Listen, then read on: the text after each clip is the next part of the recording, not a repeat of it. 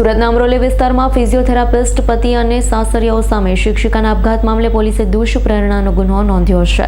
સુરતમાં અમરોલી પોલીસ મથકની હદમાં શિક્ષિકા પત્ની આપઘાત કર્યો હતો, જે મામલે પરિણીત શિક્ષિકાના પરિવાર દ્વારા અમરોલી પોલીસ મથકમાં શિક્ષિકાના ફિઝિયોથેરાપિસ્ટ પતિ અને સાસરિયાઓ, જેમાં બંને નણંદ સાસુ સસરા વિરુદ્ધ આપઘાતની દુષ્પ્રેરણાની ફરિયાદ નોંધાવી હતી.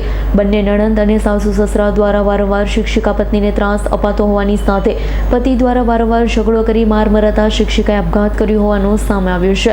હાલ તો અમરોલી પોલીસે ગુનો નોંધી તપાસ હાથ ધરી. કે મહિલાએ આપઘાત કર્યો તો શું કારણથી કર્યો છે અને પોલીસે કઈ રીતના ગુનો દાખલ કર્યો છે?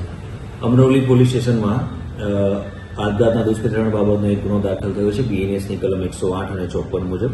એમાં એ મહિલા છે મરણજના, એને પતિ, સાસુ સસરા અને નણંદ તરફથી પૈસાની માગણી અને મારઝૂડ અને ત્રાસ હતો.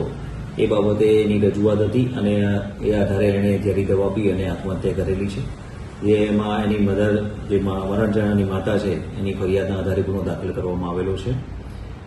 મોટાભાગે એમની જે ફરિયાદ છે એમાં વિગતમાં એવું જણાવેલું છે કે જે મરણજનાર છે એ ટ્યુશન ને એવું કરતા હતા, તો એમાં જે પૈસાની કમાણી થતી હતી એ પૈસાની માગણી હતી અને બીજી પણ કોઈ વસ્તુ લાવવા માટે માગણી હતી અને મારઝૂડ કરતા હતા. Bureau report S9 news Surat. અમારી તમામ માહિતીથી અપડેટ રહેવા માટે જોડાયેલા રહો S9 ન્યૂઝ સાથે.